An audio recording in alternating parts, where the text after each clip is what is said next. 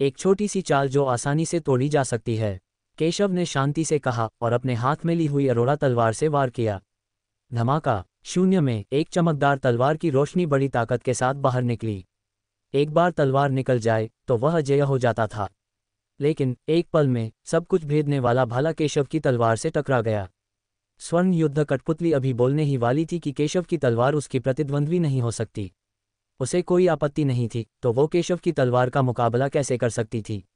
हालांकि अगले ही पल उसके चेहरे पर घबराहट दिखाई देने लगी। बस एक पल में उसकी बंदूक केशव की तलवार से चकनाचूर हो गई और वह पूरी तरह से ढह गई और दुनिया में गायब हो गई। भयानक अवशिष्ट शक्ति बाहर निकल गई जिससे वह दर्जनों कदम पीछे हट गया। वह कैसे संभव है? सुनहरी युद्ध कठपुतली हैरान रह गई। उसकी यह चाल किसी भी समान स्तर के बलवान व्यक्ति को मार गिराने के लिए पर्याप्त थी, लेकिन केशव के सामने वह बहुत कमजोर थी। हालांकि केशव ने पहले भी कई युद्ध कठपुतलियों को हराया था, लेकिन उसने कभी नहीं सोचा था कि केशव उसे हरा सकता है। काटना। केशव ने इस अवसर का लाभ उठाया और सीधे प्रकाश की धारा की तरह तेजी से बाहर निकल आया और तलवार से स्वर्ण युद्ध कठपुतली को मार डाला। वह जानता था कि इस स्वर्णिम युद्ध कठपुतली की ताकत अन्य स्वर्णिम युद्ध कठपुतलियों की तुलना में कई गुना अधिक भयानक थी और इसकी रक्षा भी उतनी ही भयानक थी। पिछली ताकत से इसे नष्ट करना लगभग असंभव है। हालांकि पूर्ण शक्ति के सामने स्वर्ण युद्ध कठपुतली अभी भी कमजोर है।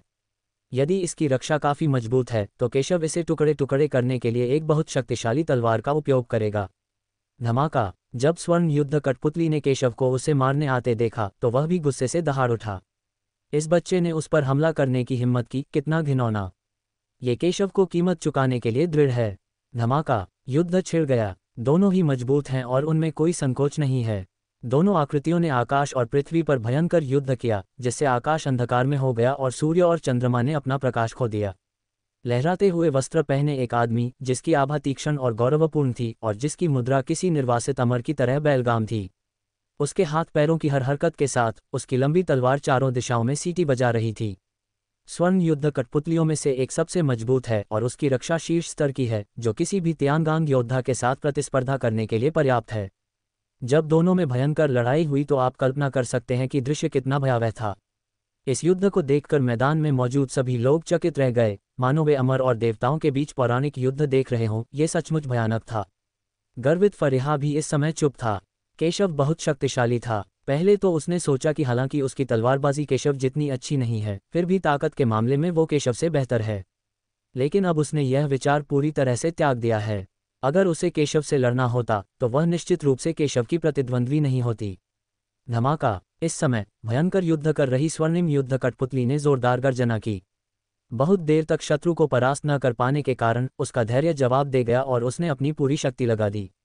धमाका। इस समय उसके हाथ में एक बड़ी हरी मुहर भी दिखाई दी। यह विशाल हरी सील कहीं से प्रकट हुई, जबरदस्त शक्ति के साथ फट पड़ी और प्रकाश आकाश में ऊपर चला गया। दाव सील की सतह पर एक दिव्य वृक्ष का कुलदेवता उत्कीर्ण है, जो स्वर्ग को सहारा देता है और पृथ्वी को हिलाता है, और यह पूरी तरह से रहस्यमय दाव पैटर्न से बना है। ये गुप्त कमरे के मालिक द्वारा छोड़ा गया खजाना है और इसमें भयानक विनाशकारी शक्ति है। ये वास्तव में इस खजाने के कारण है कि यह स्वर्ण युद्ध कठपुतलियों के इस समूह में सबसे शक्तिशाली बन जाता है। धमाका। जैसे ही आकाश में हरी मुहर दिखाई दी, आकाश तुरंत गहरे हरे रंग में बदल गया और गड़गड़ाहट फैल गई। उस भयानक शक्ति ने फरिहा और अन्य लोगों के हाव भाव बदल दिए। उन्हें एहसास हुआ कि यह मुहर कोई साधारण नहीं थी। भले ही इसे उनके संप्रदाय में रखा गया हो, ये शीर्ष खजाने में से एक है। मुझे उम्मीद नहीं थी कि स्वर्ण युद्ध कठपुतली के हाथों में इतना खजाना होगा। उन्होंने बड़ी चिंता से केशव को देखा, लेकिन उसने देखा कि केशव ने लापरवाही से कहा, ऐसा लगता है कि यह आपका अंतिम तुरुप का पत्ता है। लगता है तुम कुछ खास नहीं हो। अगर ऐसा है तो इसे खत्म करने का समय आ गया है। मैं तुम्हें तुम्हारे रास्ते पर भेज दूंगा। ये पता चला है कि केशव ने इतने लंबे समय तक गोल्डन वॉर पपेट के साथ लड़ाई लड़ी थी, क्योंकि उसने अपनी ताकत को निखारने के लिए उत्कृष्ट रक्षा के साथ गोल्डन वॉर पपेट का इस्तेमाल किया था। अब जब उसने देखा कि स्वर्ण युद्ध कठपुतली को अपना अंतिम तुरुप का पत्ता खेलने के लिए मजबूर किया जा रहा है, तो उसे पता था कि यह संभवतः प्रतिद्वंद्वी की पूरी ताकत थी। ऐसी स्थिति में अब समय बर्बाद करने की कोई आवश्यकता नहीं है। जैसे ही उसने बोलना समाप्त किया, अरोड़ा तलवार बाहर निकल आए और जैसे ही केशव ने अपनी कलाई घुमाई, तलवार सीधे हवा में जा गिरी। धमाका। नीली सील द्वारा छोड़ी गई गड़गड़ाहट एक पल में कमजोर और बिखर गई और प्रकाश की बारिश ज्वार की तरह बह गई। केशव की तलवार की शेष शक्ति कम नहीं हुई और यह सीधे हरी मुहर से टकराई और फिर हरी मुहर फट गई और टुकड़ों में टूट गई। अच्छे दर्जे की नीली मुहर को सीधे तलवार से टुकड़े टुकड़े कर दिया गया। स्वर्णिम युद्ध कठपुतली को भारी क्षति हुई, उसका चेहरा अत्यंत कुरूप हो गया तथा उसका शरीर कांपने लगा। इस समय केशव पतली हवा से तलवार के साथ उसके सामने प्रकट हुआ। लंबी तलवार हवा में घूम गई। धमाका! अगले ही क्षण स्वर्णिम युद्ध कठपुतली का सिर तलवार से काट दिया गया। सिर हवा में उड़ गया, उसका चेहरा आश्चर्य और भ्रम से भरा हुआ था। अविश्वसनीय रूप से तेज, इतना कि जब केशव ने स्वर्ण युद्ध कठपुतली का सिर काट दिया और उसे ऊपर फेंक दिया तो वहां मौजूद किसी भी व्यक्ति को प्रतिक्रिया करने का समय भी नहीं मिला। वास्तव में ये दृश्य बहुत अप्रत्याशित था। उसने भारी कीमत चुकाकर भी केशव की मदद करने की योजना बनाई। हालांकि अप्रत्याशित रूप से स्वर्ण युद्ध कठपुतली पराजित हो गई। अभी भी स्वर्ण युद्ध कठपुतली की चरम अवस्था में, वह सीधे केशव की तलवार से मारा गया था, पूरी तरह से नष्ट और टुकड़े टुकड़े। जैसा कि मास्टर ये से उम्मीद थी, बाई झीक्सी राहत की सांस लेने से खुद को नहीं रोक सकी और केशव से पूरी तरह आश्वस्त हो गई। केशव बहुत मजबूत है, असंभव। इस समय अनगिनत स्वर्ण युद्ध कठपुतलियों ने इस दृश्य को देखा। वे सभी भयभीत थे और इस पर विश्वास नहीं कर सके। उनमें से सबसे मजबूत स्वर्ण युद्ध कठपुतली वास्तव में केशव द्वारा पराजित किया गया था।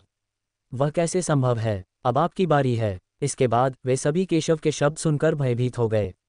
केशव के लिए उन्हें मारना कोई समस्या नहीं थी, ये चींटी को मारने जितना आसान था। सर, क्या आप हमें छोड़ सकते हैं? हम आपके अधीन रहने और दासों की तरह आपकी सेवा करने को तैयार हैं। कई युद्ध कठपुतलियों ने केशव को देखा, ये जानते हुए कि वे उसके लिए कोई मुकाबला नहीं थे, और जल्दी से दया की भीख मांगी। वे केशव के आतंक और ताकत को समझते हैं। जब फरेहा और अन्य लोगों ने ये सुना तो वे दंग रह गए। उन्हें उम्मीद नहीं थी कि ये सुनहरे युद्ध के कठपुतले वास्तव में केशव के सामने आत्मसमर्पण करना चाहते हैं। उन सभी ने अनुमान लगाया कि ये युद्ध के कठपुतले उनकी परीक्षा लेने के लिए थे। ये युद्ध कठपुतलियां बहुत कमजोर हैं। अपनी बात खत्म करते ही केशव ने अपनी तलवार घुमाई और वार किया। एक ही झटके में उसने आकाश और धरती को चीर डाला, इतना भयंकर, शक्तिशाली और भयानक। नहीं, युद्ध के कठपुतलियां विलाप करने लगीं और दया की भीख मांगने लगीं, लेकिन बहुत देर हो चुकी थी। अगले ही पल वे सभी केशव की तलवार से टुकड़े टुकड़े हो गए और आकाश और पृथ्वी में गायब हो गए। लेकिन कुछ ही मिनटों में ये सभी युद्ध कठपुतलियां गायब हो गईं। सभी ने सफलतापूर्वक ये स्तर पार कर लिया। फरेहा और दृश्य में मौजूद अन्य लोग हैरान रह गए और लंबे समय तक सोच में खोए रहे। शुरुआत से लेकर अब तक बस एक पल में केशव ने अपनी मजबूत ताकत दिखाई और सभी युद्ध कठपुतलियों को कुचल दिया। इस भयानक युद्ध कठपुतली में केशव का विरोध करने की कोई शक्ति नहीं थी।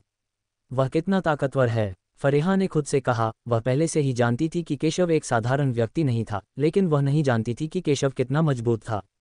इस लड़ाई को देखकर उसके लिए लंबे समय तक शांत रहना मुश्किल हो गया। वह सोच भी नहीं सकती थी कि दुनिया में केशव जैसा कोई इंसान भी है। वह बेहद हैरान थी, यहाँ तक कि अविश्वसनीय भी। उसका दिल भारी था और वह खुद को अवर्णनीय रूप से शक्तिशाली महसूस कर रही थी। ठीक है, खजाने इकट्ठा करो और अगले स्तर पर जाने के लिए तैयार हो जाओ, केशव ने शांति से कहा, बहुत शांति से। केशव की बातें सुनकर फरेहा को अजीब लगा। उन्हें पहली मंजिल से 7वीं मंजिल तक जाने में आधे घंटे से भी कम समय लगा। मुझे डर है कि अगर मैं अन्य लोगों को बताऊं तो कोई भी इस तथ्य पर विश्वास नहीं करेगा। केशव बहुत मजबूत है। हालांकि सबकी आंखें भी बहुत गंभीर थीं। 7वीं मंजिल पहले से ही एक सुनहरी प्राचीन लाश थी और वह पहले से ही इतनी शक्तिशाली थी। अगली 8 मंजिलें कितनी शक्तिशाली होंगी। लेकिन अब जब बात यहाँ तक आ पहुंची है तो स्वाभाविक रूप से हर कोई पीछे नहीं हटेगा। इसके अलावा केशव भी है। भले ही शुरुआत में उन्हें यकीन नहीं था कि केशव चमत्कार कर सकता है, लेकिन आज हर कोई केशव पर पूरा भरोसा करता है। उन्होंने कहा कि यदि वह सभी को विरासत प्राप्त करने के लिए प्रेरित कर सके तो वह निश्चित रूप से इसे प्राप्त करने में सक्षम होंगे। सभी लोग केशव के पीछे पीछे 8वीं मंजिल तक पहुंच गए। जैसे ही वे 8वीं मंजिल पर पहुंचे, सभी को एक अजीब सा माहौल महसूस हुआ। खून की तेज गंध महसूस करो। और अगले ही पल आसमान और धरती पर कई लाल आकृतियां प्रकट हुईं। ये आकृतियां बेहद तेज थीं और जल्द ही सबके सामने प्रकट हो गईं। सीधे उन लोगों की ओर जाओ। अरे, ये क्या बकवास है? कई लोग हैरान रह गए। उन्हें उम्मीद नहीं थी कि मैदान में कठपुतलियां पिछले स्तरों की कठपुतलियों से अलग होंगी। टकराना। इस समय कई लोग लगभग एक ही समय पर पीछे हट गए, जिनमें केशव भी शामिल था। कितनी तेज गति है! फरेहा हैरान रह गया। पिछली कठपुतलियों के विपरीत ये आकृतियां बेहद तेज थीं। उन्होंने ये भी नहीं देखा कि इन कठपुतलियों ने कैसे हमला किया। इससे पहले कि वे उनके सामने प्रकट होते और उन पर हमला करते, केशव को पीछे हटने के लिए मजबूर कर देते। यह एक खूनी कठपुतली है। केशव ने खेत में कठपुतली को गंभीर निगाह से देखा। जैसे ही उसने इस इलाके में कदम रखा, उसे खून की गंध महसूस हुई। जब उसने ये आकृतियां देखीं तो उसे एहसास हुआ कि वह गलत नहीं था। ये सब खून के कठपुतली हैं। गोल्डन पपेट की तुलना में, हालांकि इसमें गोल्डन पपेट के समान भयानक रक्षा नहीं है, फिर भी यह और भी अधिक भयानक है। दहाड़ो दहाड़ो दहाड़ो। ये देखकर कि कई लोग हमले से बच गए, रक्त कठपुतलियों का एक समूह अत्यंत तीव्र गति से पुनः बाहर की ओर भागा। धमाका, उन्होंने सीधे सभी पर हमला बोल दिया।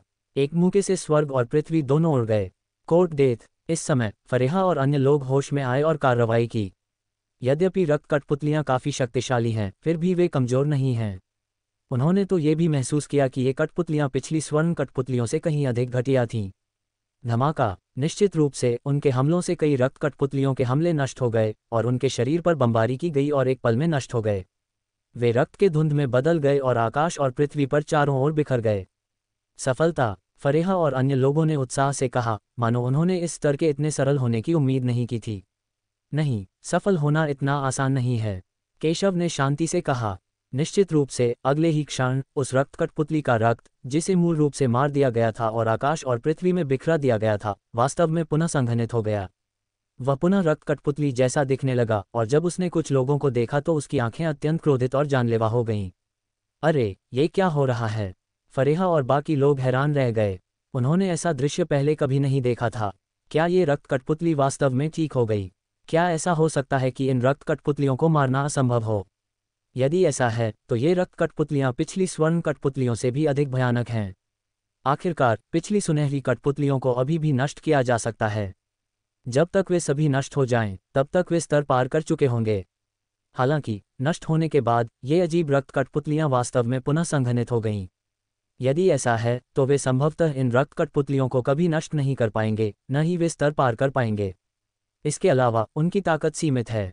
अगर वे ऐसा करते रहे तो शायद खूनी कठपुतलियां नहीं बल्कि वे ही नष्ट हो जाएंगी। उनके चेहरे बहुत ही बदसूरत लग रहे थे। इससे पहले कि वे कुछ कर पाते, ये खूनी कठपुतलियां फिर से बाहर आ गईं।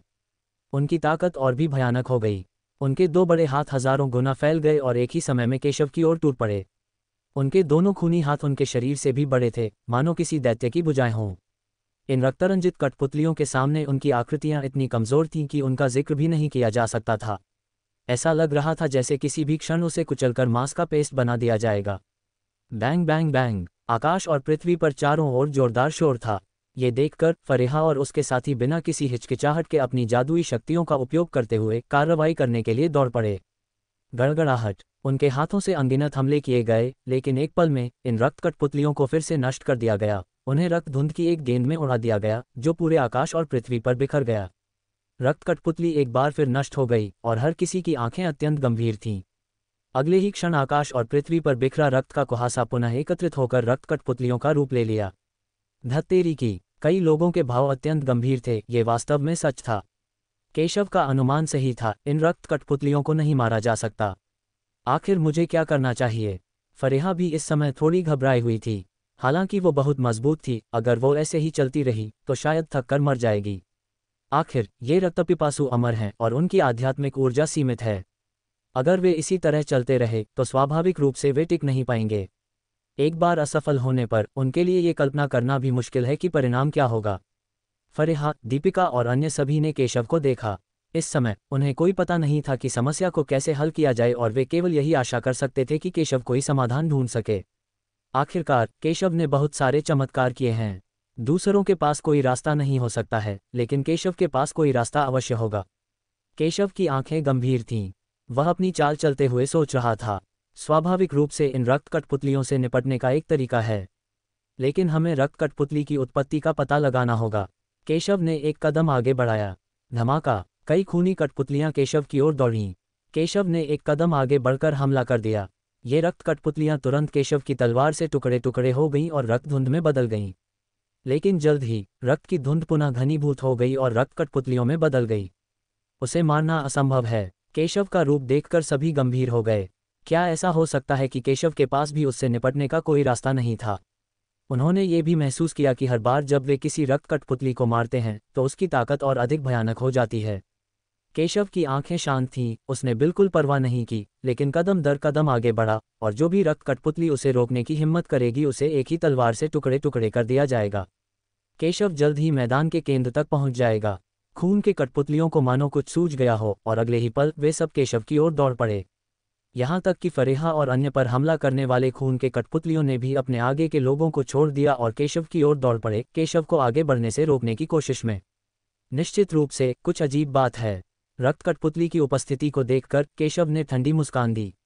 धमाका! बिना कुछ कहे उसके शरीर से अनगिनत तलवारें निकलीं। ये भयानक तलवारें सीधे उन रक्तपिंडों के सामने आकर लगीं। टकराना! इन रक्त कठपुतलियों को एक ही तलवार से टुकड़े टुकड़े कर दिया गया। केशव ने इस अवसर का लाभ उठाया और सीधे बाहर निकल गया। धमाका! इस क्षण इन रक्त कठपुतलियों ने बस संस्थाओं में संघनित होना बंद कर दिया और इसके बजाय अनगिनत रक्त उभरा और रक्त धुंध की एक विशाल गेंद में बदल गया जो सीधे केशव की ओर बढ़ रहा था। टकराना! अनगिनत भयानक शक्तियों ने केशव पर प्रहार किया जिससे उसकी हड्डियां लगभग टूट गईं। उसका चेहरा पीला पड़ गया। ये रक्त की धुंध वाकई असाधारण थी। Court death! केशव की आंखें राख-सी हो गई थीं और वह गुस्से में भी था। उसके हाथों से सैकड़ों तलवारें निकलीं और फिर उसने उन्हें सीधे काट डाला। अगले ही पल खून का कोहरा सीधा फट गया, लेकिन जल्द ही खून की धुंध फिर से एक साथ इकट्ठा हो गई। धमाका! इस समय अनगिनत रक्त धुंध एक विशाल मुंह में बदल गया, सीधे केशव को निगल गया। युवा मास्टर! ये! फरेहा और अन्य लोग चिंतित होकर चिल्लाए, उन्हें डर था कि केशव को निगल लिया जाएगा। धमाका! लेकिन अगले ही पल एक तलवार की किरण हवा में फूट पड़ी और सीधे खून के धुंध को चकनाचूर कर दिया। केशव दुनिया में फिर से प्रकट हुआ। कितनी परेशानी है! केशव ने असहाय होकर कहा और अगले ही पल उसकी नज़रें उसके सामने की दुनिया की ओर उठीं। धमाका! उसने अपनी तलवार से आगे वार किया। सब लोग केशव की हरकतों को बड़ी उत्सुकता से देख रहे थे। आखिरकार केशव के सामने तो कुछ भी नहीं था। केशव अब किस पर हमला करने वाला था? हालांकि अगले ही पल उनकी आंखें आश्चर्य से चौड़ी हो गईं। उसके सामने की दुनिया मानो केशव की तलवार से चीर दी गई एक किताब की तरह थी। सबके सामने खून का एक तालाब दिखाई दे रहा था और खून की धाराएं लगातार उस खूनी कठपुतली में प्रवाहित हो रही थीं। तो यह ऐसा ही है, रक्त कठपुतलियां अजेय हैं और भी मजबूत हो रहा है। फरेहा और अन्य लोगों ने आश्चर्य से कहा कि उन्हें उम्मीद नहीं थी कि यहाँ खून का एक तालाब छिपा हुआ है। यहाँ केशव के होठों पर एक ठंडी मुस्कान आ गई जब उसने खून के तालाब में देखा। यहाँ की विचित्रता फरेहा और अन्य लोगों से छिपाई जा सकती थी, लेकिन उससे नहीं। आखिरकार उसकी आत्मा अत्यंत शक्तिशाली है और क्षेत्र की हर चीज़ उसके नियंत्रण में है। यद्यपि यह बहुत गहराई में छिपा हुआ था, लेकिन जैसे ही वह अंदर आया उसने दृश्य में कुछ अजीब देखा। जब वह पहले खून के तालाब की ओर बढ़ा तो अन्य रक्त कठपुतलियों ने उसे रोकने की कोशिश की, जिससे उसे यकीन हो गया कि यहाँ कुछ अजीब है। केशव ने खून के कुंड की ओर देखा। अगले ही पल अनगिनत खून की कठपुतलियां खून के कुंड से निकलकर केशव की ओर बेतहाशा दौड़ीं। पिछली रक्त कठपुतलियों के विपरीत, जिनकी कोई शक्ल नहीं थी, इन रक्त कठपुतलियों के चेहरे थे और उन्होंने कपड़े पहने हुए थे, लेकिन उनकी आंखें बेजान, खाली और खूनी लपटों से जल रही थीं। केशव को देखना शिकार को देखने जैसा था। ये स्पष्ट था कि वे सभी नियंत्रित किए जा रहे थे। ये जुवानबू संप्रदाय के कपड़े हैं, स्वर्गीय तलवार संप्रदाय के कपड़े, ज़ियाओयाओ संप्रदाय के कपड़े, अभी भी कई संप्रदायों के कपड़े हैं। क्या हो रहा है? इन रक्त कठपुतलियों की उपस्थिति देखकर फरेहा और अन्य लोग चौंक गए। उसने उनमें कुछ जाने पहचाने प्रतिभाशाली लोगों को भी देखा। ये प्रतिभाशाली लोग पहले भी मशहूर थे, लेकिन किसी समय रहस्यमय तरीके से गायब हो गए। वास्तव में यहाँ दिखाई दिया। फरेहा को बहुत धक्का लगा। क्या ऐसा हो सकता है कि वे यहाँ कोई बड़ी सफलता हासिल करने आए थे, असफल रहे और यहीं मर गए? हालांकि वह स्पष्टीकरण नहीं देना चाहती थी, लेकिन उसे डर था कि यही एकमात्र बहाना है जो उत्तर दे सकता है। हालांकि वह जानती थी कि विरासत की परीक्षा आसान नहीं थी। ये सभी प्रतिभाशाली लोग अपने जीवनकाल के दौरान विभिन्न प्रमुख संप्रदायों के प्रसिद्ध प्रतिभाशाली लोग थे और वे पूरे मथुरा में प्रसिद्ध थे। लेकिन अब वह मैदान में मर गया और खून का कठपुतली बन गया। कितनी भयानक बात है। साथ ही ये लोगों को साधना की दुनिया की क्रूरता का एहसास भी कराता है, जहां ताकतवर लोग कमजोरों का शिकार करते हैं। यहाँ तक कि एक प्रतिभाशाली और ताकतवर व्यक्ति भी गिर सकता है। जब बाई झिक्सी ने यह सुना तो उसकी आंखें गंभीर हो गईं। उसने सोचा भी नहीं था कि विरासत इतनी खतरनाक होगी। यदि आप अपने साहसिक कार्य में असफल हो जाते हैं और विरासत को आगे बढ़ाने में असफल हो जाते हैं, तो आपकी मौके पर ही मृत्यु हो जाएगी। न सिर्फ वह मर गया, बल्कि उसे कठपुतली बना दिया गया। एक पल के लिए उसे लोमड़ी बुजुर्गों के चरित्र पर शक होने लगा। आखिर आम ताकतवर लोग तो ऐसे हथकंडे अपनाने से ही कतराएंगे। ये शैतान से कैसे अलग है? मारना। हालांकि इन रक्त कठपुतलियों ने अपने विचारों की परवाह नहीं की, बल्कि सीधे केशव को मारने के लिए चले गए। ऐसा लग रहा था जैसे वे किसी चीज से नियंत्रित हो रहे हों, जिससे भयानक शक्ति निकल रही हो। आखिर ये कठपुतलियां अपने जीवन काल में प्रमुख संप्रदायों की विलक्षण प्रतिभाएं थीं और काफ़ी शक्तिशाली थीं। अब वे नियंत्रण में हैं और जीवन मृत्यु से नहीं डरतीं। वे पिछली स्वर्णिम युद्ध कठपुतलियों से भी अधिक भयानक हैं। वे बहुत तेज थे, प्रतिबिंबों में बदल रहे थे और एक ही समय में केशव की ओर दौड़ रहे थे। उसी समय उनके हाथों में हथियार प्रकट हुए और हथियारों ने घातक हमले शुरू कर दिए, जिससे पूरी दुनिया नष्ट हो गई और भयावह शक्ति निकल गई। ये सच है कि वह कमज़ोर नहीं है, लेकिन यह अफसोस की बात है कि वह अपनी इस ताकत से मुझसे निपट नहीं सकता। केशव ने बिना किसी परवाह के शांति से कहा। इसी समय उसने अपने हाथ में किंगशुआन तलवार घुमाई। भयानक तलवार ऊर्जा में अनंत शक्ति थी, जिसने उनके द्वारा किए गए सभी हमलों को सीधे नष्ट कर दिया और आसपास की दुनिया को तहस नहस कर दिया। मारना, मारना, मारना। हालांकि हमला नाकाम हो गया था, फिर भी ये खूनी कठपुतलियां बिल्कुल नहीं रुकीं। उनकी आंखें पागल थीं और उन्हें जरा भी डर नहीं था। उनकी गति अभी भी बेहद तेज थी और वे बिना किसी हिचकिचाहट के केशव की ओर दौड़ पड़े। ये खूनी कठपुतलियां बेहद पागल थीं और उन्हें जरा भी संकोच नहीं था। पल भर में केशव के सामने सैकड़ों हमले हुए और केशव की आंखें गंभीर हो गईं।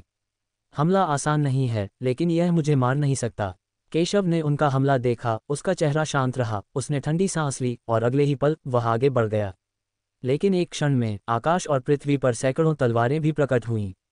ये तलवारें बेहद शक्तिशाली थीं, इन रक्त कठपुतलियों के हमलों से कई गुना ज्यादा भयानक। केशव के सामने उनके हमले कुछ भी नहीं थे। नष्ट करना। केशव शांत दिख रहा था और एक हल्की चीख के साथ तलवार की ये किरणें सीधे बाहर निकल आईं और उनके हमलों को केशव ने तुरंत नष्ट कर दिया। गड़गड़ाहट। इस समय आकाश और पृथ्वी के बीच जोरदार आवाजें सुनाई दे रही थीं। पूरी दुनिया लगातार हिल रही थी और अनगिनत दरारें दिखाई दे रही थीं। मारना, मारना, मारना। यद्यपि रक्त कठपुतलियों को केशव की तलवार से चोट लगी थी और उन्हें भारी क्षति हुई थी, फिर भी वे पागलों की तरह मार शब्द चिल्ला रहे थे, मानो वे तब तक नहीं रुकेंगे जब तक केशव को मार नहीं दिया जाता। फक फक करना। ये दृश्य देखकर केशव ने ठंडी सांस ली और क्रोध से दहाड़ते हुए आध्यात्मिक ऊर्जा की 5 धाराएं निकलीं और 5 कोनों से टकराईं। उसी समय इन रक्त कठपुतलियों के पैरों के नीचे से एक 5 सितारा प्रकाश मैट्रिक्स प्रकट हुआ। गड़गड़ाहट। जमीन से प्रकाश की 5 किरणें फूट पड़ीं, सैकड़ों फीट ऊंचाई तक पहुंचते हुए सीधे उस दुनिया को लपेट लिया जहां ये रक्त की कठपुतलियां थीं और धीरे धीरे सिकुड़ती गईं। धमाका। अंत में प्रकाश की ये किरणें आपस में जुड़ गईं और इन रक्त कठपुतलियों को प्रकाश के नीचे कैद कर दिया। इससे उनका शरीर पूरी तरह से हिलने डुलने में असमर्थ हो जाता है। एक कठपुतली तो बस एक कठपुतली है। बिना किसी आध्यात्मिक ऊर्जा के वह अपनी असली ताकत कैसे दिखा सकती है? केशव ने ठंडे स्वर में कहा और नागभान सिकुड़ी। अगले ही क्षण उसके पीछे से अनगिनत तलवारें पुनः संघनित हुईं और उसे सीधे मार डाला। बूम। इन तलवारों की किरणों में अत्यंत तीव्र शक्ति थी, जो अपने सामने के सारे स्थान को चकनाचूर कर देती थीं और सीधे रक्त कठपुतली के सामने प्रकट हो जाती थीं। नहीं चाहिए, नहीं, मैं जान से हाथ नहीं धोना चाहता हूँ। इस समय अपने सामने पागल हमले को महसूस करते हुए कई रक्त कठपुतलियों ने मौत का खतरा महसूस किया और इस क्षण में अपनी इच्छाशक्ति वापस पा ली। कई रक्त कठपुतलियों ने अपनी अतीत की यादें जगा दी हैं। उनमें से कुछ प्रतिभाशाली लोग हैं जो मथुरा के शीर्ष संप्रदायों से आए हैं। वे प्रतिभाशाली हैं और उनकी प्रतिष्ठा अद्वितीय है। वह इस गुप्त लोक में साहसिक कार्य करने आया था और जब उसे पता चला कि यहाँ एक विरासत है तो उसने उसे प्राप्त करने की तैयारी कर ली। हालांकि उसे उम्मीद नहीं थी कि वह इस स्तर को पार करने में असफल रहेगा। असफलता का केवल एक ही अंत था और वह था मृत्यु। मृत्यु के बाद उसे एक रक्त कठपुतली में बदल दिया गया और तब से उसे नियंत्रित किया जाने लगा। कुछ लोग साधारण परिवारों में पैदा हुए लेकिन मथुरा में शीर्ष प्रतिभावान बनने का अवसर प्राप्त कर लिया। मजबूत पृष्ठभूमि के बिना साधना के संसाधन प्राप्त करने के लिए वे केवल विभिन्न गुप्त लोकों में उद्यम करते रह सकते थे, अनगिनत खजाने प्राप्त कर सकते थे और अपनी शक्ति में सुधार कर सकते थे। हालांकि जब वह इस गुप्त क्षेत्र की खोज करते हुए इस विरासत स्थल पर पहुंचा तो वह असफल हो गया। उसके सभी पिछले प्रयास रातों रात विफल हो गए। कुछ प्रतिभाशाली लोग भी होते हैं लेकिन वे हार नहीं मानते। उन्हें उम्मीद होती है कि उन्हें विरासत मिलेगी और वे रातों रात अपनी किस्मत बदल देंगे, लेकिन अंत में उन्हें असफलता ही हाथ लगी। ऐसे भी प्रतिभाशाली लोग थे जो जानते थे कि उनकी ताकत पर्याप्त नहीं है, इसलिए उन्होंने दूसरों के साथ मिलकर काम करने का फैसला किया, लेकिन अंत में वे एक साथ मर गए। इन कठपुतलियों की आंखें अनिच्छा से भरी थीं। मौत तो बहुत बुरी थी, पर असल में किसी ने इन्हें कठपुतलियों में बदल दिया था। लेकिन इस बार उन्हें होश आ गया और वे समझ गए कि वे शायद पूरी तरह से मरने वाले हैं। अचानक उन्हें जो चेतना प्राप्त हुई वह मृत्यु से पहले एक जुनून से अधिक कुछ नहीं थी। मैं इसे स्वीकार नहीं करना चाहता।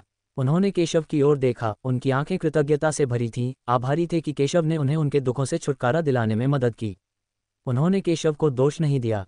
आखिरकार वे पहले भी मूल्यांकन में मारे जा चुके थे।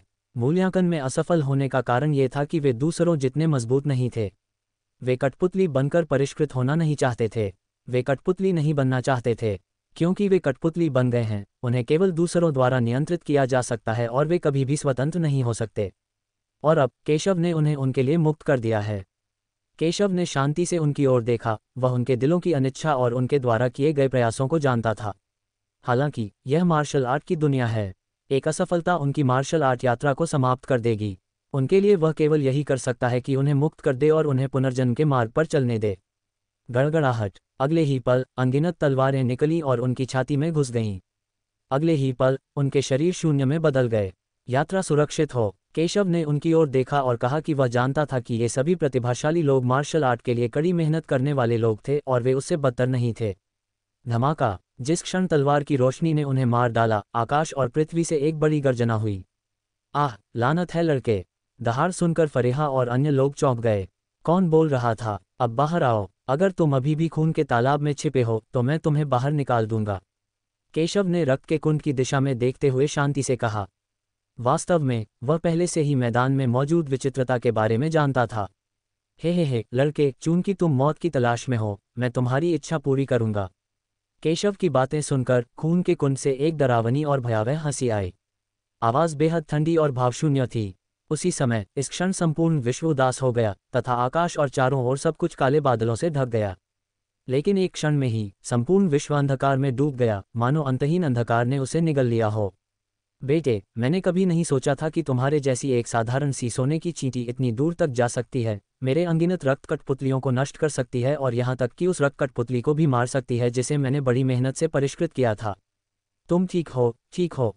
खून के कुंड में अनगिनत खून से एक विशाल भूत का चेहरा बन गया था। भूत का चेहरा भयानक और टेढ़ा मेढ़ा था। वह केशव को घूर रहा था और दहाड़ रहा था। ये भूतिया चेहरा अकेले ही 1000 मीटर लंबा है, मानो ये पूरी दुनिया को एक ही बार में निगल जाएगा। अभी भी छिपे हो, यहाँ से निकल जाओ। केशव ने ये सुना, भूत के चेहरे को देखा और तिरस्कार से कहा। उसी समय उसने अपने दाहिने हाथ में अरोड़ा तलवार पकड़ी और भूत के चेहरे की ओर वार किया। लेकिन एक पल में भयानक तलवार ने आकाश और पृथ्वी को विभाजित कर दिया और सीधे भूत के चेहरे को टुकड़ों में विभाजित कर दिया। टकराना। जिस क्षण ये भूतिया चेहरा काटा गया, वह तुरंत फट गया और अंतहीन रक्त धुंध में बदल गया जो सभी दिशाओं में बेतहाशा बढ़ रहा था। हे। शून्य में ठंडी हंसी की आवाजें सुनाई दे रही थीं। बेटे, इससे कोई फर्क नहीं पड़ता कि तुमने मेरे द्वारा परिष्कृत किए गए रक्त कठपुतलियों को मार दिया है या नहीं, क्योंकि तुमने उन्हें बहुत मजबूत बनने के लिए मजबूर किया था। मैंने तुम्हें अपने रक्त कठपुतली में परिष्कृत करने का फैसला किया है, उसने व्यंग्य से कहा। यद्यपि केशव ने उस रक्त कठपुतली को मार डाला जिसे उसने परिष्कृत किया था, फिर भी वह बिल्कुल भी क्रोधित नहीं था, क्योंकि उसके सामने केशव पिछले रक्त कठपुतली की तुलना में बहुत अधिक मजबूत है। केशव ने उस रक्त कठपुतली को मार डाला जिसे उसने परिष्कृत किया था, इसलिए जब तक वह केशव को एक रक्त कठपुतली में परिष्कृत करता है, तब तक यह उस रक्त कठपुतली को पार करने के लिए पर्याप्त होगा जिसे उसने पहले परिष्कृत किया था और नुकसान की भरपाई करेगा। फक फक करना। केशव ने एक उपहास सुना और शून्य में देखा। उसकी आंखें आगे की ओर देख रही थीं। उसके सामने काला कोहरा छाया हुआ था। जहां तक उसकी नजर जा रही थी, आसपास का काला कोहरा गायब होता दिख रहा था और अंदर का नज़ारा साफ दिखाई दे रहा था, लेकिन वह अभी भी उस व्यक्ति को नहीं देख पा रहा था जो बोल रहा था। एक आदमी जो अपना सिर छुपाता है लेकिन अपनी पूंछ दिखाता है। ये दृश्य देखकर केशव मदद नहीं कर सका, लेकिन ठंडी आवाज में उसकी आवाज़ थोड़ी तिरस्कारपूर्ण थी, लेकिन उसके दिल में सतर्कता का एक संकेत भी था। ये रक्त कठपुतली उसकी कल्पना से भी अधिक शक्तिशाली है। दुनिया में ये काली धूंधें सब दुष्टात्माओं से ही रूपांतरित होती हैं। जाहिर है, इतनी सारी दुष्टात्माएं पैदा करने के लिए उसने अनगिनत लोगों की हत्याएं की होंगी।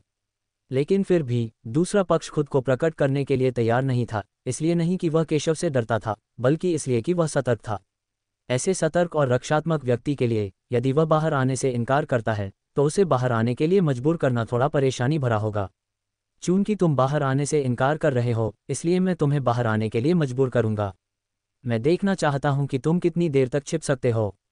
केशव ने ठंडी सांस ली और कहा। उसके पीछे अनगिनत तलवारें तुरंत संघनित हो गईं, पूरी दुनिया को घनीभूत रूप से ढक लिया। बेटे, तुम सचमुच सरल नहीं हो, लेकिन तुम्हारे हमले मेरे लिए बेकार हैं। मेरी ताकत तुम्हारी कल्पना से कहीं ज्यादा हो गई है। शून्य में अंधकार छा गया और इस समय अनगिनत रक्त धुंध भूतिया चेहरों में बदल गए। केशव को देखकर मुस्कुरा रहे थे और बड़ी विजय के साथ हंस रहे थे। टकराना। अगले ही पल, इससे पहले कि केशव कुछ कर पाता, उसका भूतिया चेहरा फिर से आकाश और धरती में गायब हो गया, अंधेरे में विलीन हो गया। जब तक ये स्वर्ग और पृथ्वी के भीतर है, तब तक ये सब उसका क्षेत्र है। बेटे, तुम्हारी ताकत सचमुच मामूली नहीं है, लेकिन तुम मेरा कुछ नहीं बिगाड़ सकते। मैं देख रहा हूं कि तुम काफी शक्तिशाली हो, इसलिए मैं तुम्हें एक मौका देता हूं। मेरे आगे झुक जाओ और मैं तुम्हें विरासत में मिलने का अवसर दे सकता हूं। क्या तुम सहमत हो? रक्त कठपुतली ने केशव से व्यंग्यपूर्वक कहा। जब केशव ने ये सुना तो उसका चेहरा गंभीर हो गया और उसने व्यंग्य करते हुए कहा, तुम्हें लगता है कि तुम मुझे आत्मसमर्पण करवा सकते हो? तुम योग्य नहीं हो, तुम बहुत कमजोर हो, केशव ने तिरस्कारपूर्वक कहा और उसके हाथ के एक झटके से अनगिनत तलवारें सीधे बाहर निकल आईं। उसी क्षण इन तलवारों के ऊपर अचानक आग का एक गोला जल उठा। यह अजीब आग थी। रक्त के धुंध के ऊपर लपटें जल उठी और तुरंत ही स्वर्ग और पृथ्वी के बीच चीख गूंज उठी। क्या तुमने नहीं कहा था कि मैं तुम्हारा कुछ नहीं कर सकता? केशव ने तिरस्कारपूर्वक कहा। उसने शून्य को घृणा से देखा, उसके स्वर में घृणा का भाव था। लड़के, तुम मौत की तलाश में हो। केशव के शब्दों को सुनकर एक अत्यंत क्रोधित आवाज सुनाई दी, जिसमें एक भयानक हत्या का इरादा था। ये स्पष्ट था कि दूसरा पक्ष अत्यंत क्रोधित था। उसने उम्मीद नहीं की थी कि केशव के पास वास्तव में ऐसा तरीका था, जिसके कारण उसे भारी नुकसान उठाना पड़ा। धमाका! तभी केशव के ठीक पीछे एक भयानक दुष्ट आत्मा फूट पड़ी और एक भयानक रक्तलाल अजगर अत्यंत तेज गति से बाहर निकला। दहाड़ते हुए उसने केशव के पीछे से वार किया। बूम! अपने पीछे मंडराते खतरे को भांपते हुए केशव ने मुड़कर किंगशुआन तलवार को अपने सामने रखा। उसी समय एक सुनहरी ढाल उसके ठीक सामने प्रकट हुई। धमाका! ड्रैगन ने सीधे केशव पर हमला किया, उसे तलवार से टुकड़े टुकड़े कर दिया और फिर एक धीमी, तेज आवाज के साथ केशव की आकृति को जमीन पर गिरा दिया। इस क्षण जमीन में एक विशाल गहरा गड्ढा बन गया, लेकिन फिर भी वह भयानक रक्त रंजित अजगर गायब नहीं हुआ। उसने अपना विशाल शरीर मोड़ा और अपना खूनी मुंह खोला और केशव को एक ही घूंट में निगलने की कोशिश की।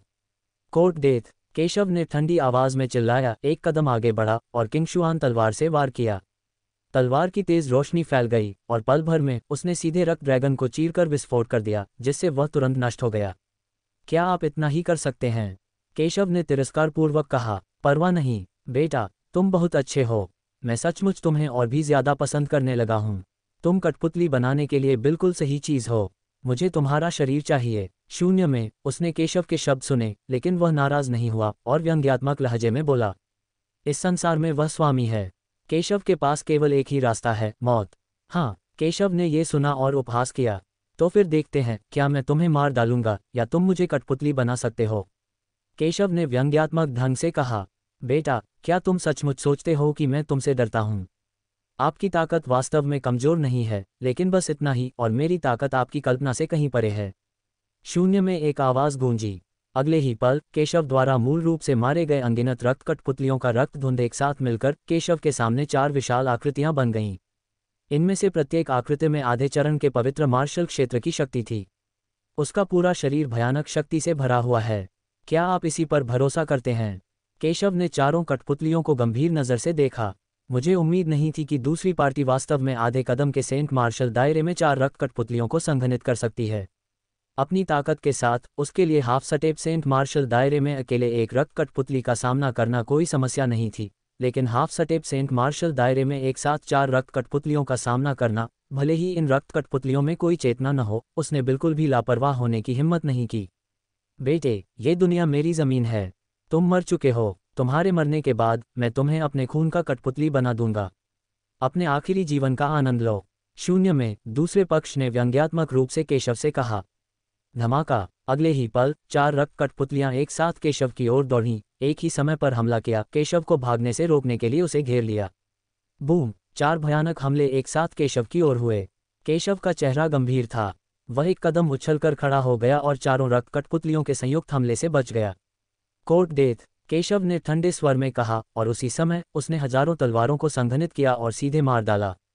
मानो केशव की तलवार से खतरा महसूस करते हुए एक रक्त कठपुतली उछल पड़ी और तुरंत हजारों मीटर ऊंची छलांग लगा दी। मारना! उसके मुंह से ठंडे शब्द निकले और उसी समय उसने अपना बड़ा हाथ उठाकर केशव की अनगिनत तलवारों की किरणों को रोक दिया। गड़गड़ाहट! अनगिनत तलवारों के वार उसके शरीर में घुस गए, जिससे उसके शरीर पर अनगिनत घाव हो गए और खून लगातार बह रहा था। लेकिन अगले ही पल उसका घाव फिर से भर गया। मारना! खून के कठपुतली को न तो कोई होश था और न ही कोई दर्द। केशव की ओर दौड़ते हुए उसके मुंह से बस एक ठंडा शब्द निकला, मार डालो। केशव की आंखें थोड़ी सिकुड़ गईं। वह जानता था कि खून की कठपुतली साधारण नहीं है, लेकिन उसने यह उम्मीद भी नहीं की थी कि वह इतनी शक्तिशाली होगी। उसके हमले इस खून की कठपुतली के लिए किसी काम के नहीं थे।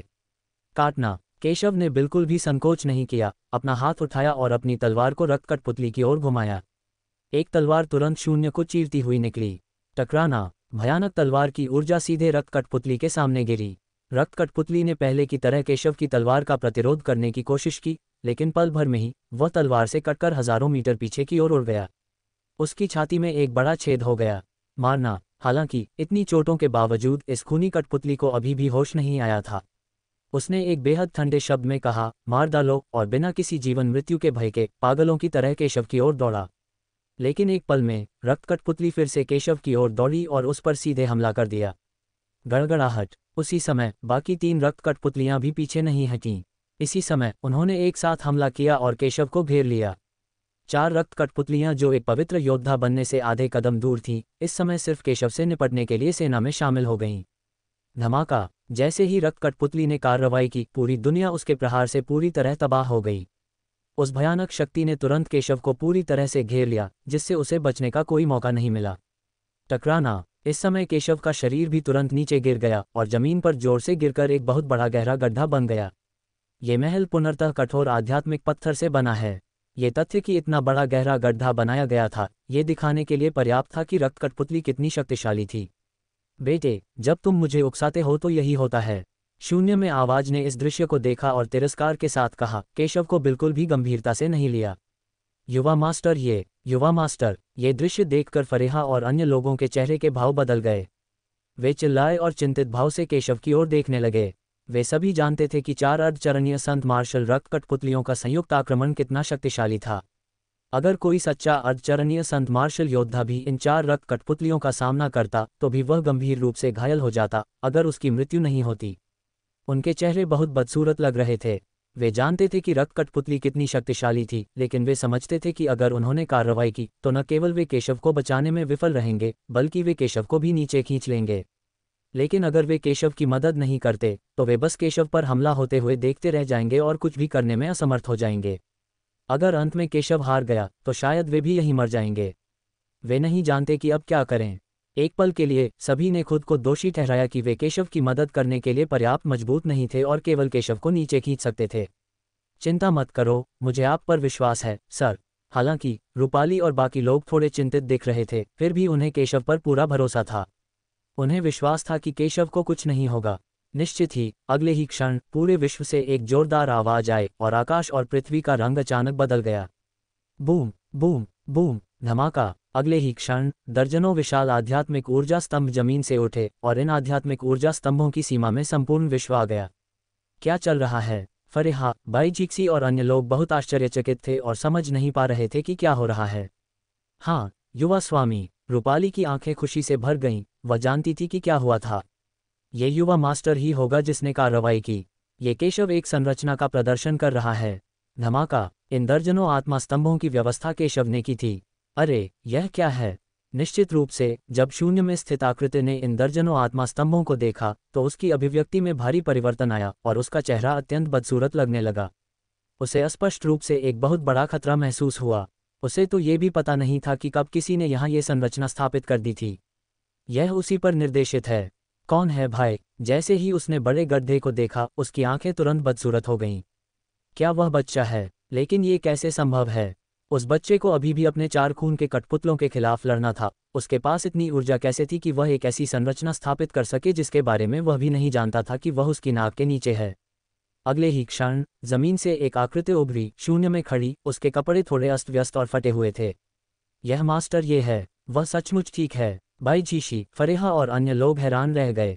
उन्हें उम्मीद नहीं थी कि केशव पर 4 रक्त कठपुतलियों ने हमला किया होगा, लेकिन उन्हें कोई चोट नहीं आई और वे सुरक्षित रहे। वे जानते थे कि केशव मजबूत है, लेकिन उन्होंने उससे इतना मजबूत होने की उम्मीद नहीं की थी। केशव बस एक राक्षस है। केशव की तुलना में वे कुछ भी नहीं हैं। धमाका। केशव के कपड़े थोड़े फटे हुए थे, लेकिन उसे कोई चोट नहीं आई थी। उसकी सुनहरी त्वचा दिखाई दे रही थी, बिल्कुल सोने जैसी सफ़ेद। ये वास्तव में केशव के भयानक शरीर के कारण ही था कि वह बिना किसी चोट के 4 रक्त कठपुतलियों के हमलों का सामना करने में सक्षम था। असंभव, यह आदमी इतना ताकतवर कैसे हो सकता है। शून्य में से आवाज़ कांपने से खुद को नहीं रोक पाए। वह जानता था कि केशव कोई साधारण इंसान नहीं है, लेकिन उसने ये उम्मीद नहीं की थी कि केशव इतना भयानक होगा। ये 4 रक्त कठपुतलियों का हमला था, जो 4 अर्धचरणीय संत मार्शल गुरुओं के पूर्ण शक्तिशाली हमले के बराबर था। लेकिन इतने भयानक हमले के बावजूद केशव ने न केवल इसे झेला, बल्कि उस पर एक भी निशान नहीं पड़ा। वह शांत कैसे रह सकता था? क्या ऐसा हो सकता है कि पिछली चोटें उसे नहीं लगी हों? या फिर यह कि यह बच्चा किसी खजाने से सुरक्षित है? शून्य में आवाज ने संदेह से कहा, अगर यह मामला है तो ये पूर्व है, शायद ये भाग्य है। अगर यह बाद वाला है तो इसका मतलब है कि केशव के पास एक खजाना है। लेकिन अगर केशव किसी भी खजाने पर भरोसा किए बिना 4 रक्त कठपुतलियों के हमले का सामना करता है, तो केशव की ताकत उसकी कल्पना से भी अधिक भयानक है और उसकी कल्पना से भी अधिक परेशान करने वाली है। मारना। जब उन्होंने केशव को दुनिया में फिर से प्रकट होते देखा तो 4 रक्त कठपुतलियां फिर से पागलों की तरह केशव की ओर दौड़ीं। उन्हें आदेश मिला कि वे केशव पर हमला करें, इसलिए केशव को मरना होगा। धमाका। दुनिया को तबाह कर सकने वाले 4 भयानक हमलों ने केशव पर तुरंत हमला बोल दिया। उनकी शक्ति इतनी विनाशकारी थी कि उन्हें देखते ही लोगों के सिर में झुनझुनी होने लगी। यहाँ तक कि एक साधारण अर्धचरणीय संत योद्धा भी ऐसे भयानक हमले से बच नहीं पाएगा और निश्चित रूप से मर जाएगा। हालांकि इस तरह के हमले का सामना करते हुए केशव का चकमा देने का इरादा भी नहीं था। सील कर दें, केशव ने ठंडे स्वर में चिल्लाया, और जैसे ही चारों हमले उस पर हुए, केशव ने अपने हाथों से मुहरें बनाईं और अत्यंत रहस्यमय आध्यात्मिक ऊर्जा की धाराएं जारी कीं। जैसे ही आध्यात्मिक ऊर्जा मुक्त हुई, दर्जनों आध्यात्मिक स्तंभ एक साथ जुड़ गए और एक विशाल संरचना बन गई, जिसने अनगिनत हमले किए और उन्हें नष्ट कर दिया। क्या ये मास्टर ये द्वारा व्यवस्थित किया गया था? युवा मास्टर ये का गठन इतना शक्तिशाली। जब फरीहा ने ये दृश्य देखा तो उसकी आंखें बदल गईं और उसने स्पष्ट रूप से कुछ अनुमान लगाया। ये संरचना केशव द्वारा स्थापित की गई थी और इसे केवल केशव द्वारा ही स्थापित किया जा सकता था। उसे पहले ही कुछ अनुमान लगा लेना चाहिए था। केशव उन्हें लटकते पहाड़ पर ले गया। निषिद्ध संरचना को तोड़कर ही वे बिना किसी नुकसान के यहाँ प्रवेश कर पाए। और उसने शुरू में सोचा था कि केशव को बस थोड़ी बहुत बनावट की समझ है और वह ज्यादा ताकतवर नहीं हो सकता। आखिरकार केशव इतना छोटा था, वह मार्शल आर्ट और बनावट दोनों में इतना ताकतवर कैसे हो सकता है? हालांकि समय के साथ उसे जानने के बाद उसे एहसास हुआ है कि केशव को एक साधारण प्रतिभा के मानकों से नहीं आंका जा सकता है। केशव की गठन की समझ सिर्फ साधारण नहीं है, बल्कि संभवतः एक निपुणता है जो उनकी मार्शल आर्ट से कमतर नहीं है। केशव के आतंक ने उसे फिर से चौंका दिया। केशव की मार्शल आर्ट भी अच्छी है और वह कीमिया में भी माहिर है। अब तो उसने फॉर्मेशन स्किल्स का भी कमाल का प्रदर्शन कर दिया है। केशव कितना मजबूत है। उसने केशव को सच छिपाने के लिए पहले दोषी नहीं ठहराया था। आखिरकार कुछ न कुछ छिपाना तो स्वाभाविक ही है। वह भी अपने सारे पत्ते पूरी तरह समझे बिना नहीं खोल सकती थी। ये वास्तव में ये बच्चा है। शून्य में से आती हुई आवाज और भी अधिक स्तब्ध और थोड़ी असहज थी। केशव ने वास्तव में बिना किसी की जानकारी के उसकी नाक के नीचे एक बड़ी संरचना स्थापित कर दी थी। और ये तब है जब हमें कई हमलों का सामना करना पड़ रहा है।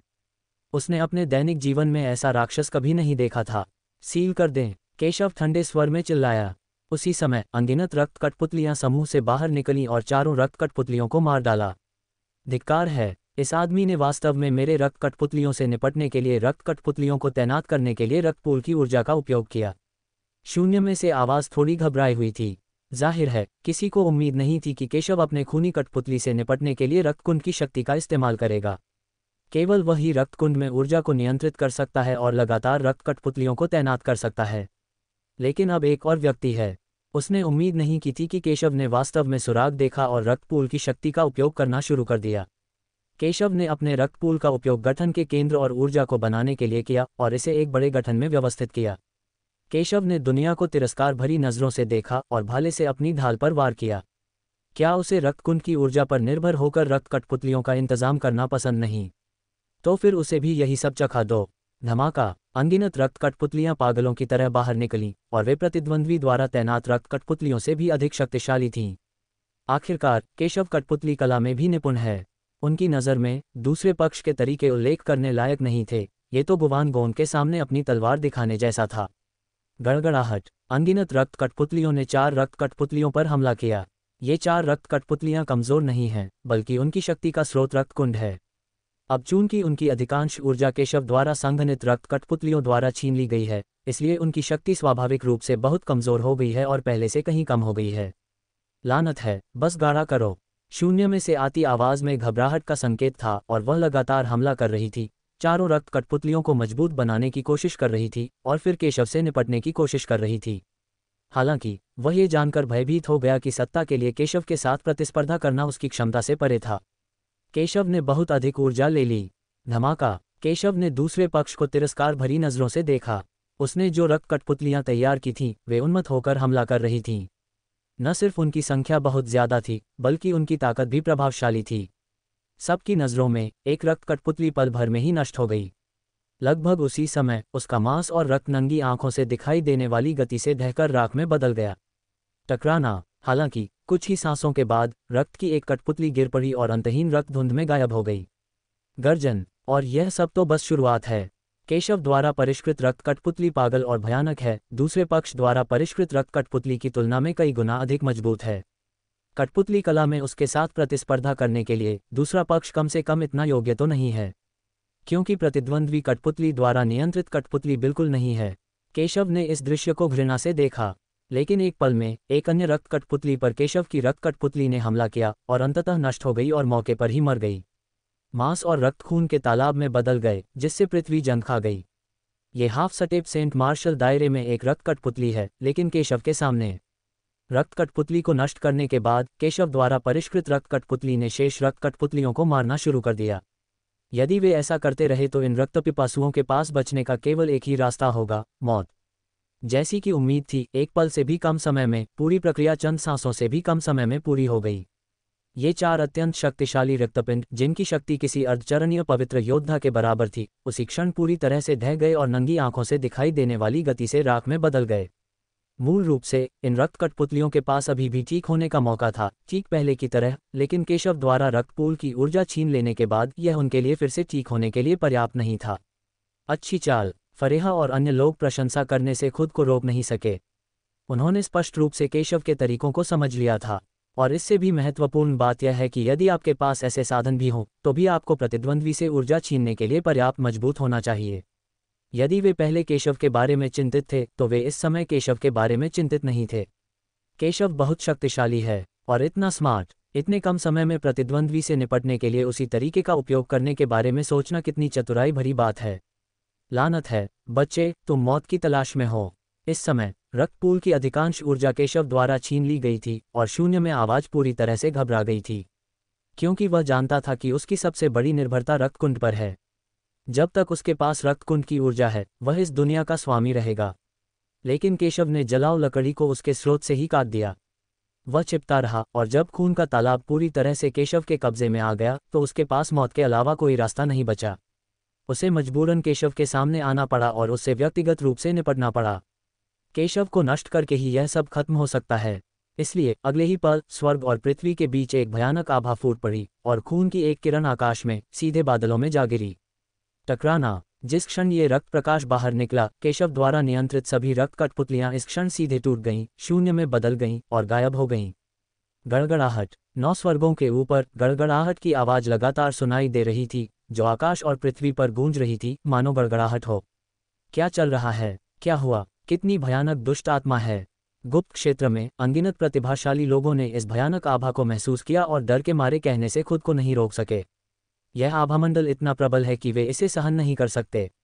कई प्रतिभाशाली लोग जो पास ही में थे, उन्होंने ये दृश्य देखा और वे बहुत आश्चर्यचकित हुए।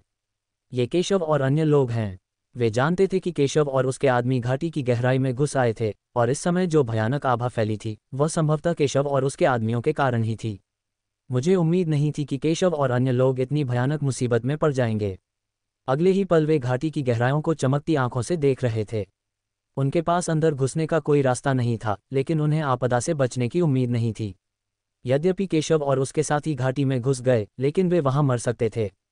वे सभी उस गुप्त लोक की भयावहता से परिचित थे।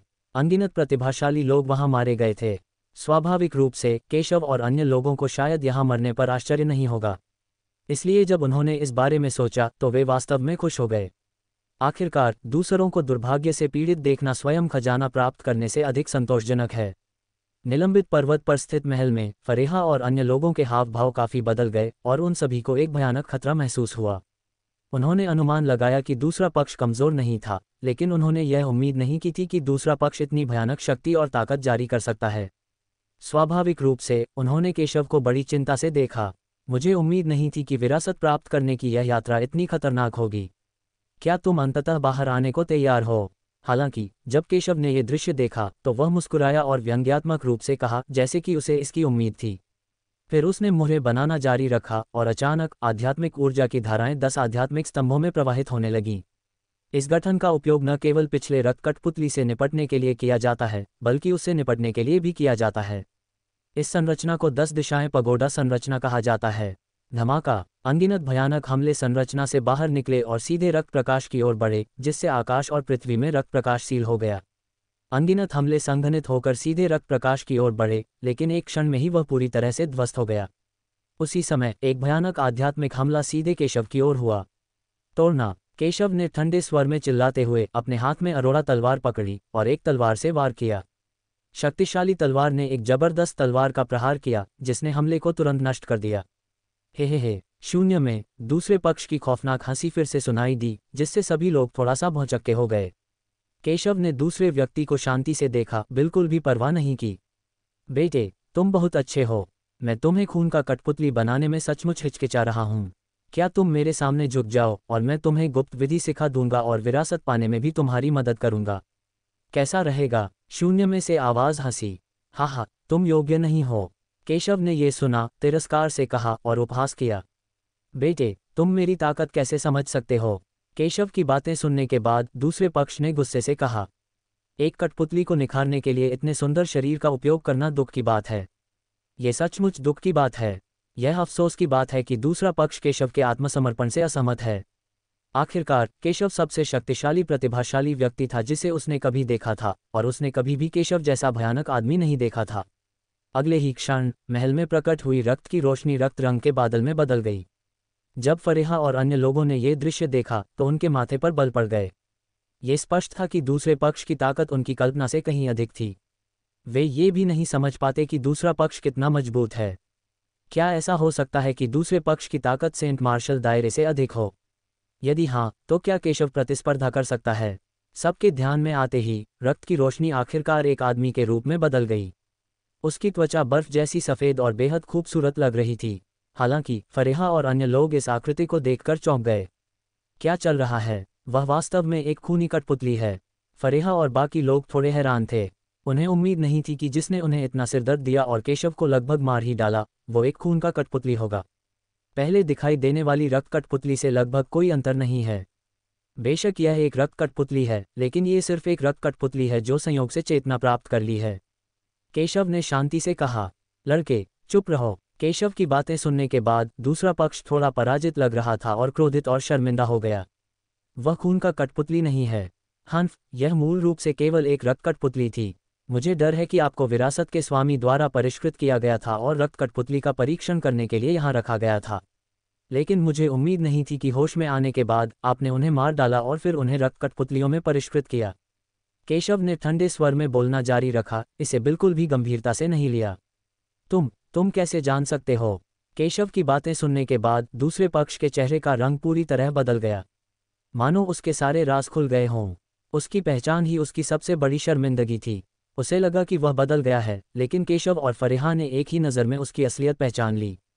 वह एक विदूषक की तरह था और उसके सभी पिछले प्रयास एक मजाक की तरह थे। तुम मरने के लायक हो। खून का कठपुतली बेहद गुस्से में था और पागल भी। उसने न सिर्फ अपनी पहचान उजागर कर दी, बल्कि अपनी पहचान भी उजागर कर दी। आज जो कोई भी उसे देखेगा वह मर जाएगा। बिना किसी आरक्षण के जबरदस्त गति फूट पड़ी। ये बेहद पागलपन था। फरेहा और अन्य लोगों के हाव भाव में भारी परिवर्तन आया और उन सभी को एक बड़ा खतरा महसूस हुआ। फक फक करना। केशव को इसकी परवाह नहीं थी जब उसने खून की कठपुतली को पागल होते देखा। अगर खूनी कठपुतली अब भी अपनी पहचान छुपाती है तो उसके लिए उससे निपटना मुश्किल हो सकता है। अगर खूनी कठपुतली शांत रह सकती है तो केशव को उससे निपटने में सिरदर्द हो जाएगा। लेकिन अब रक्त कठपुतली क्रोधित हो गई है और क्रोध से पूरी तरह अभिभूत है, इसलिए अब उसके पास केवल एक ही रास्ता है, एक मृत अंत। केशव ने गुस्से में खून की कठपुतली को शांति से देखा, जैसे कि वह एक जोकर को देख रहा हो। खून के कठपुतली को केशव का रूप देखकर और भी गुस्सा आ गया। इस कमबख्त बच्चे को मरना ही होगा। गड़गड़ाहट। वह जोर से हंसा। हालांकि वह गुस्से में था, पर कहना पड़ेगा कि इस वक्त वह सबसे ताकतवर था।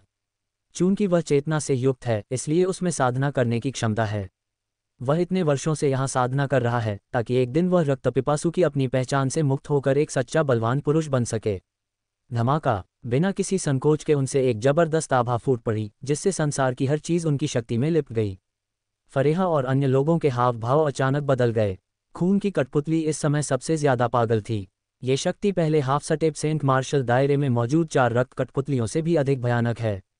केवल एक ही बात के लिए आभारी होना चाहिए कि इस रक्त कठपुतली की ताकत अभी तक पवित्र मार्शल क्षेत्र को नहीं तोड़ पाई है, अन्यथा केशव शायद उसका प्रतिद्वंद्वी नहीं होता।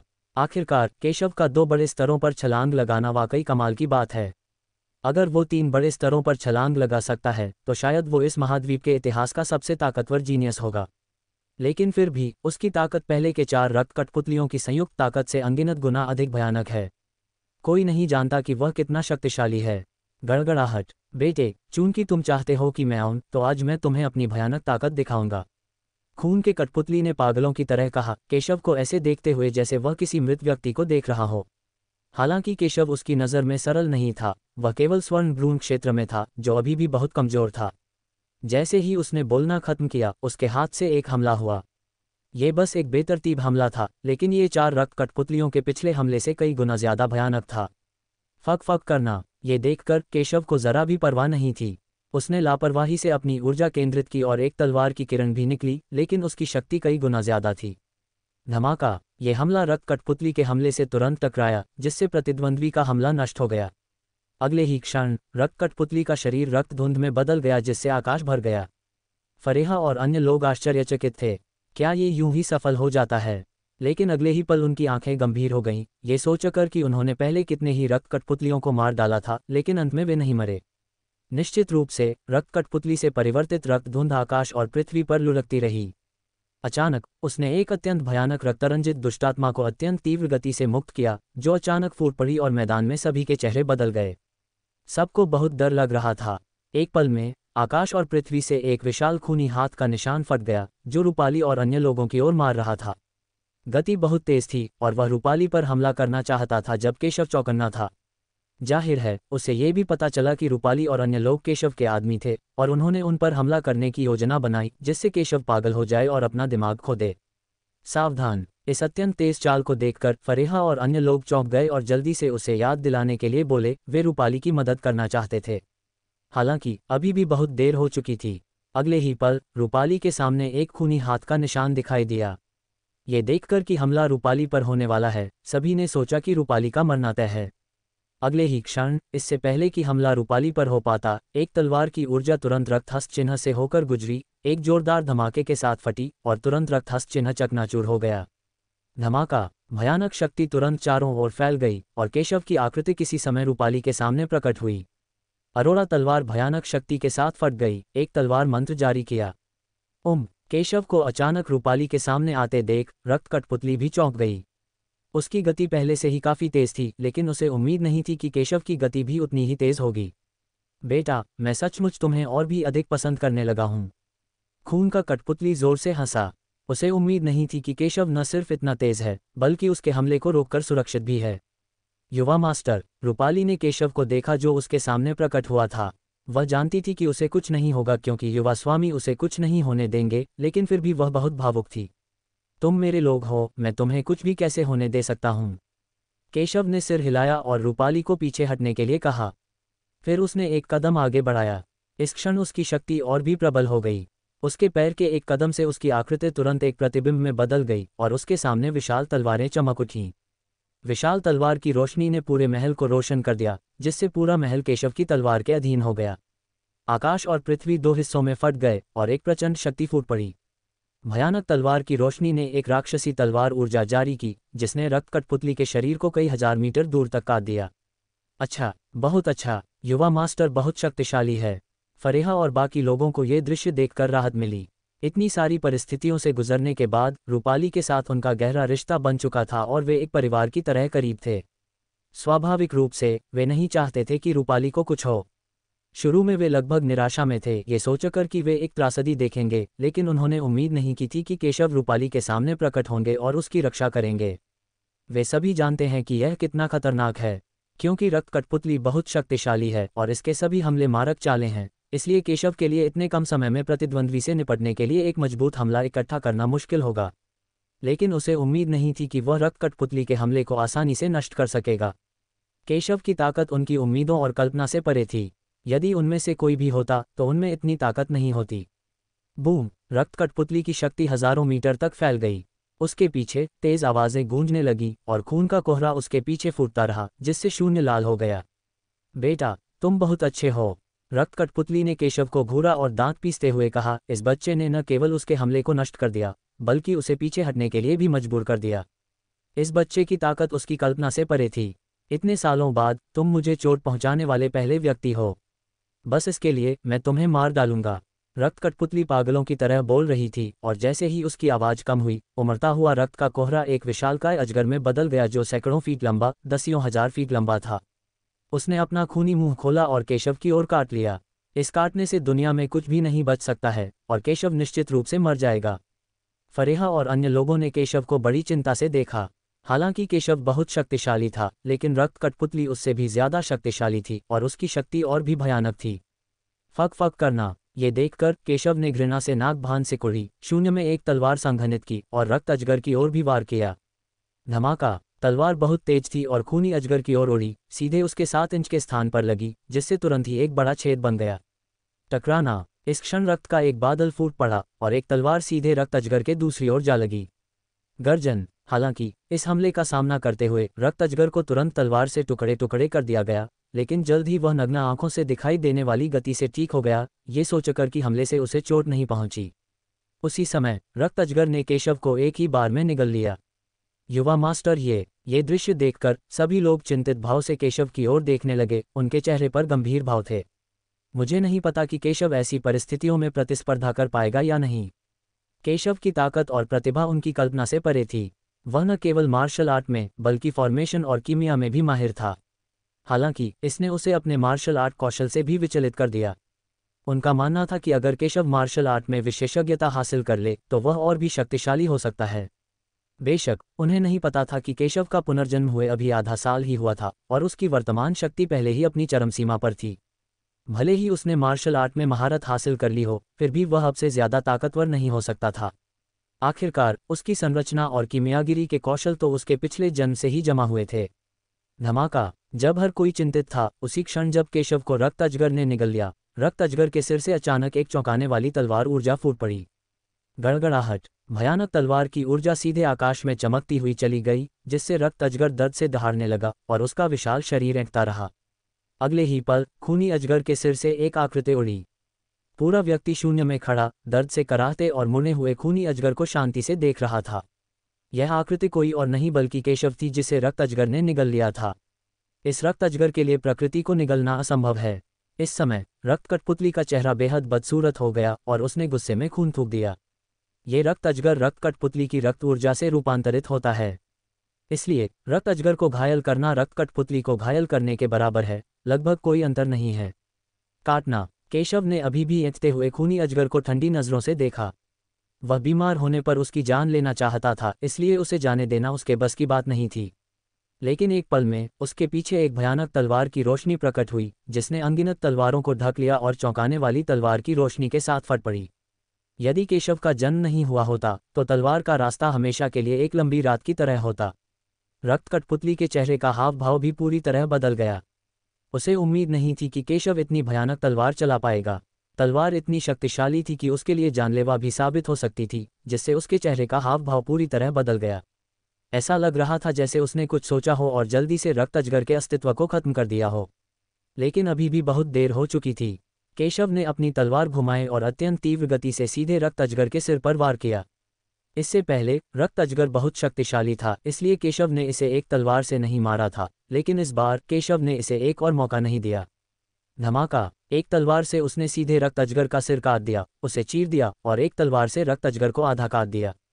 गर्जन! गर्जन! गर्जन! खून के पुतले के मुंह से लगातार करुण चीखें निकल रही थीं और उनकी आवाज पूरे आकाश और धरती में गूंज रही थी, जिससे लटके हुए पहाड़ के बाहर खड़े कई प्रतिभाशाली लोगों के चेहरे बदल गए।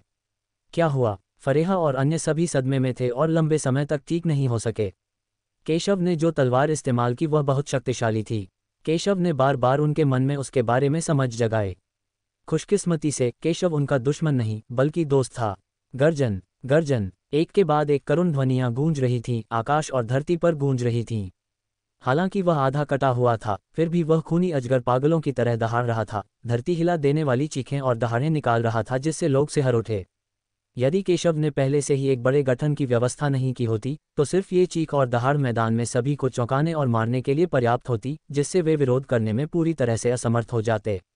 टकराना टकराना, बैंग बैंग बैंग। खूनी अजगर की चीखें कई सेकंड तक चलती रहीं, फिर धीरे धीरे बंद हो गईं। फिर उसका विशाल आकार फट गया और एक विशाल रक्तधुंध में बदल गया। इस बार भयानक रक्तधुंध ने पूरे विश्व को घेर लिया। ये दृश्य न केवल फरेहा और अन्य लोगों को राहत महसूस कराने में विफल रहा, बल्कि इसके बजाय उन्होंने गंभीर आंखों से सामने की ओर देखा। क्या हुआ? क्या खून का कठपुतली मर गया? मुझे नहीं पता, वह मर चुका होगा। शक्ति का ऐसा भयानक विस्फोट किसी संत मार्शल दायरे को भी सिरदर्द दे देगा और वह इसका सामना करने की हिम्मत नहीं करेगा। अगर प्रतिद्वंद्वी की ताकत संत वस्तु दायरे तक नहीं पहुंची है तो वह शायद मर चुका है। फरेहा और अन्य लोगों ने कहा कि रक्त अजगर के विस्फोट की शक्ति इतनी मजबूत थी कि इससे उन्हें संदेह हुआ। हालांकि वे रक्त कठपुतली की भयानक शक्ति को भी जानते थे, इसलिए स्वाभाविक रूप से उन्होंने इसे कम आंकने की हिम्मत नहीं की। आसमान में खून की घनी धुंध तैर रही थी जिसने आसमान और सूरज को ढक लिया था। इसे देखकर लोगों को बहुत अजीब लगा और अगले ही पल खून की धुंध फरेहा और अन्य लोगों के चेहरों पर भी गिर गई। उनके चेहरों पर खून लगा हुआ देखकर फरेहा और अन्य लोग उसे पोंछने के लिए आगे बढ़े। अरे नहीं, सावधान! जब केशव ने ये दृश्य देखा तो वह भौचक्का हो गया और जल्दी से याद दिलाया, दुर्भाग्यवश अब बहुत देर हो चुकी है। अगले ही पल फरेहा और अन्य लोगों के चेहरों पर खून की धुंध उनकी त्वचा में घुस गई। इस पल वे चीखने चिल्लाने से खुद को रोक नहीं पाए। उनका मांस और खून बुरी तरह सड़ रहा था और खून लगातार बह रहा था। बस एक क्षण में यह उनके पूरे शरीर में प्रवाहित हो जाएगा। आध्यात्मिक ऊर्जा के प्रवाह को अवरुद्ध करो और जो गोलियां मैंने तुम्हें पहले दी थीं उन्हें निगल लो, अन्यथा तुम मर जाओगे, केशव ने ठंडे स्वर में कहा। उसने रक्त कठपुतली की विचित्रता को नजरअंदाज कर दिया। रक्तधुंध रक्त कठपुतली की रक्त ऊर्जा थी और वह इसका इस्तेमाल फरेहा और अन्य पर हमला करने के लिए रक्तधुंध को नियंत्रित करने के लिए कर सकता था। यदि कोई और समय होता तो फरेहा और अन्य लोग शायद मर चुके होते, लेकिन सौभाग्य से केशव ने उन्हें पहले ही अमृत दे दिया था जो उन पर रक्त कठपुतलियों के प्रभाव को खत्म करने के लिए पर्याप्त थे। शब्दों को सुनने के बाद फरेहा और अन्य लोगों ने जल्दी से आध्यात्मिक ऊर्जा के प्रवाह को अवरुद्ध कर दिया और फिर केशव की गोली निगल ली। उनके चेहरे बेहद चिंता से भरे हुए थे। आखिरकार कोई भी महिला अपना रूप बिगाड़ना नहीं चाहती थी, खासकर उन जैसी बेहद खूबसूरत महिलाएं। यदि उनके चेहरे विकृत हो जाएं तो वे मरना पसंद करेंगे। सौभाग्य से अगले ही पल उन्होंने गोलियां निगल लीं और उनके चेहरे पर ठंडक का एहसास हुआ। जल्द ही उनकी चोटें धीरे धीरे ठीक हो गईं। बहुत अच्छा, उन्होंने अपने दिल में राहत के साथ कहा। हे, ये दृश्य देखकर शून्य में रक्त कठपुतली की खौफनाक हंसी फिर से सुनाई दी और रक्तधुंध फिर से जम गई। ये रक्त कठपुतली थी। मुझे उम्मीद नहीं थी कि तुम मेरे तरीकों को तोड़ पाओगे, लेकिन आज तुम्हारे पास मरने के अलावा कोई चारा नहीं है। मुझे मारना असंभव है। अगर तुम आत्मसमर्पण करने को तैयार हो तो मैं अभी भी तुम्हारी जान बख्श सकता हूँ, वरना। हाँ, शून्य में खड़े होकर रक्त कठपुतली को उम्मीद नहीं थी कि केशव आसानी से उसकी विधि को तोड़ सकता है। इस बच्चे ने उसके लिए बहुत सारी अजीब चीजें ला दी हैं, लेकिन इससे कोई फर्क नहीं पड़ता। अगर केशव और बाकी लोग आज आत्मसमर्पण करने को तैयार नहीं हैं तो वे सब मर जाएंगे। हंफ, तुम सपना देख रहे हो। तुम तो बस खून की कठपुतली हो और तुम चाहते हो कि हम आत्मसमर्पण कर दें। कितना हास्यास्पद है। जब सभी ने ये सुना तो वे ये कहने से खुद को नहीं रोक सके कि उनके पास मजबूत पृष्ठभूमि और प्रतिभा है, इसलिए स्वाभाविक रूप से वे रक्त कठपुतली को कम नहीं आंकेंगे। बेशक इससे भी महत्वपूर्ण बात यह है कि वे सभी केशव में विश्वास करते हैं। आज तुम्हारे पास मरने के अलावा कोई विकल्प नहीं है। बकवास करने से पहले सोचो कि कैसे बचोगे। जब केशव ने ये सुना तो उसने भी व्यंग्यात्मक लहजे में कहा। उन्होंने दूसरे पक्ष को बिल्कुल भी गंभीरता से नहीं लिया। अरे जिद्दी चींटियों, चूंकि तुम मौत चाहती हो, मैं तुम्हारी इच्छा पूरी करूंगा। ये शब्द सुनकर रक्त कठपुतली भी बहुत क्रोधित हुई। लानत चींटियों के इस समूह ने उसे हर तरह से अपमानित किया था। धमाका। हालांकि इससे पहले कि वह अपनी बात पूरी कर पाता, एक तलवार सीधे उसकी ओर गिरी। केशव था। मैंने उससे बात करने में समय बर्बाद नहीं किया। वो तो आज मर ही जाएगा। धमाका। जब रक्त कठपुतली ने तलवार देखी तो उसका चेहरा काफी बदल गया और उसने जल्दी से तलवार को रोकने के लिए कार्रवाई की। लेकिन उसका पूरा शरीर भी कई कदम पीछे हट गया और उसका चेहरा बेहद पीला पड़ गया। लड़के, तुम मौत की तलाश में हो। खून का कठपुतली गुस्से में था। उसे उम्मीद नहीं थी कि केशव इतना बेरुखा होगा, और उससे भी ज्यादा जरूरी बात यह है कि आज केशव ने उसे बार बार बुरी तरह घायल कर दिया।